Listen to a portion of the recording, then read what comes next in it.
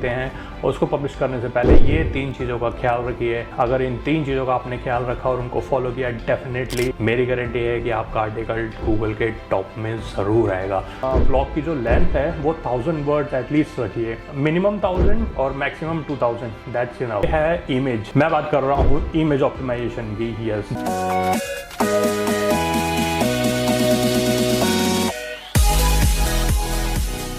कैसे हैं आप लोग? मैं हूं राहुल और स्वागत है आपका टॉप टिप राहुल के अनदर एपिसोड में। ये एपिसोड स्पेशली होने वाला है ब्लॉगर्स के लिए जो ब्लॉग चला रहे हैं लेकिन रैंकिंग नहीं आ पा रही है। क्या प्रॉब्लम आ रही है? मैं रेगुलर पोस्ट कर रहा हूँ, अच्छे आर्टिकल डाल रहा हूँ, तो मेरा जो पोस्ट है वो गूगल में रैंक नहीं कर रही है। आई डोंट नो क्या रीजन है, वो मैं बताता हूँ। डोंट वरी, उसके लिए मैं आया हूँ आज। तो स्पेशली ब्लॉगर्स के लिए मैं लेके आया हूँ top 3 steps to follow before publishing your blog post. तो जब भी आप आर्टिकल लिखते हैं उसको पब्लिश करने से पहले ये 3 चीज़ों का ख्याल रखिए। अगर इन 3 चीज़ों का आपने ख्याल रखा और उनको फॉलो किया, डेफिनेटली मेरी गारंटी है कि आपका आर्टिकल गूगल के टॉप में ज़रूर आएगा।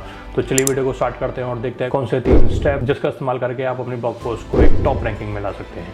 ओके, सो स्टेप नंबर 1, अगर आप एक ब्लॉगर हैं तो पहले सबसे मोस्ट इंपॉर्टेंट थिंग क्या होती है एक ब्लॉगर के लिए? कंटेंट। एग्जैक्टली, कंटेंट बहुत ज़्यादा इंपॉर्टेंट है। आई नो आप लिख रहे हैं, आप बहुत अच्छा लिख रहे हैं, आपकी राइटिंग अच्छी है, लेकिन कुछ चीज़ें हैं जो आपको फॉलो करनी है, आपको ध्यान में रखनी है अगर आपको अपना जो ब्लॉग है वो टॉप रैंक करवाना है। फर्स्ट स्टेप, मेक श्योर कि आपका जो कंटेंट है वो 100% ओरिजिनल हो। कहीं से कॉपी पेस्ट नहीं। AI की हेल्प ले सकते हैं एज अ रिसर्च में, बट कॉपी पेस्ट नहीं चलेगा। प्लीज़ दूर रहिए, 100% ओरिजिनल होना चाहिए।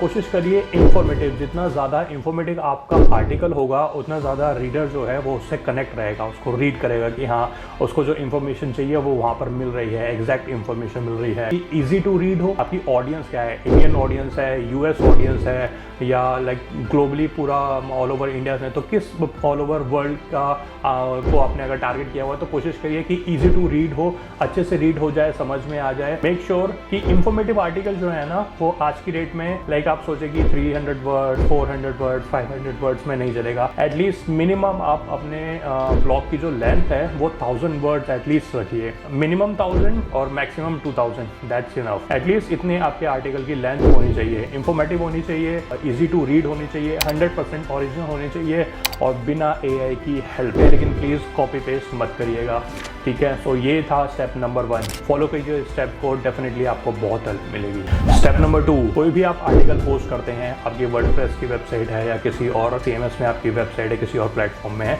जब भी आर्टिकल पोस्ट करें मेक श्योर उसका मेटा टाइटल, मेटा डिस्क्रिप्शन और लिंक्स ज़रूर लगाएं। जो भी ब्लॉगर है उनको इतना तो पता ही होगा कि गूगल जब क्रॉल करता है, जो रैंकिंग जो लेके आता है गूगल के टॉप में, आपकी वेबसाइट का मेटा टाइटल और डिस्क्रिप्शन के बेस पर ही उसको वो रैंक में लाता है। सो मेक श्योर कि आप अपने जो ब्लॉग है उसका टाइटल जो है, मेटा टाइटल जो है, मेटा डिस्क्रिप्शन जो है वो अकॉर्डिंगली ही लिखें। आप टाइम ले लीजिए, ऑनलाइन टूल्स आते हैं बहुत सारे, आप उसका इस्तेमाल कीजिए। अच्छा एक टाइटल बनाइए जो कि कीवर्ड रिसर्च हो, उसमें कीवर्ड भी यूज हो आपके टाइटल में भी, आपके डिस्क्रिप्शन में भी। But make sure keyword stuffing नहीं करनी है, लाइक 3-3, 4-4 कीवर्ड टाइटल में और 4-5 कीवर्ड डिस्क्रिप्शन में नहीं। जितना उसका बताया कि इतने कैरेक्टर, लाइक 60 कैरेक्टर्स आपका बताया है कि टाइटल में होना चाहिए, डिस्क्रिप्शन में कितना होना चाहिए।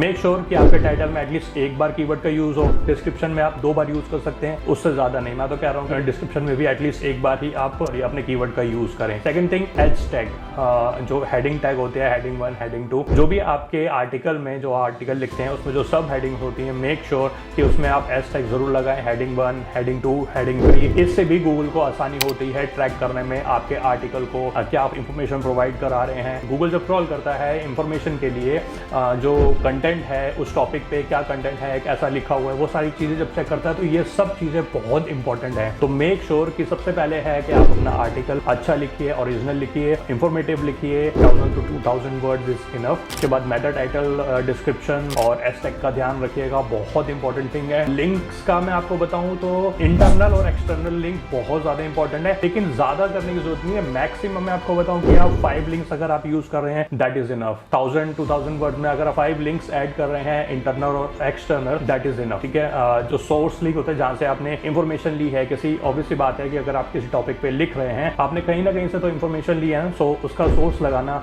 उसका आप 1 या 2 लिंक लगा सकते हैं। प्लस इंटरनल लिंकिंग, यानी कि अगर आपके ब्लॉग पोस्ट, अगर आपके ब्लॉग में ऑलरेडी कुछ पोस्टेड आर्टिकल हैं जो उस टॉपिक से रिलेटेड है, सो प्लीज वो भी उसमें लिंक लगाइए, बट मेक श्योर कि 5 से ज्यादा लिंक ना हो।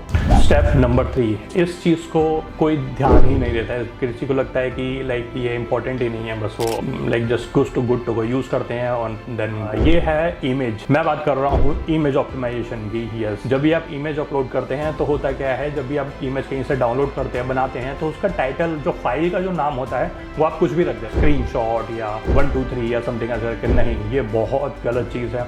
जब इमेज ऑप्टिमाइजेशन एक बहुत बड़ा फैक्टर है आपकी रैंकिंग। हमने इमेज सर्च का तो नाम सुना होगा, डेफिनेटली वहाँ पर भी आपको जो ब्लॉग है, आपकी इमेज है, वहाँ पर भी शो होती है। अगर उसकी रैंकिंग, उसका कीवर्ड, जो इमेज का जो टाइटल है, ऑल टैग अगर आपने ढंग से लगाया तो वो भी रैंक करता है। इस चीज़ को बिल्कुल मत भूलिएगा। सो जब भी आप इमेज लगाएं, उसका फाइल नेम, कीवर्ड और टाइटल से रिलेटेड मिक्स करके उसका एक नाम रखिए, ऑल टैग लगाइए, उसमें डिस्क्राइब करिए कि इमेज किस बारे में है, वो लिखिए। बहुत इंपॉर्टेंट थिंग है जो कि इमेज सर्च में आपको हेल्प करता है। तो ये थे वो 3 स्टेप जिनको अगर आप फॉलो करेंगे अपने आर्टिकल को पोस्ट करने से पहले, डेफिनेटली आपके ब्लॉग पोस्ट को रैंकिंग में बहुत हेल्प मिलेगी।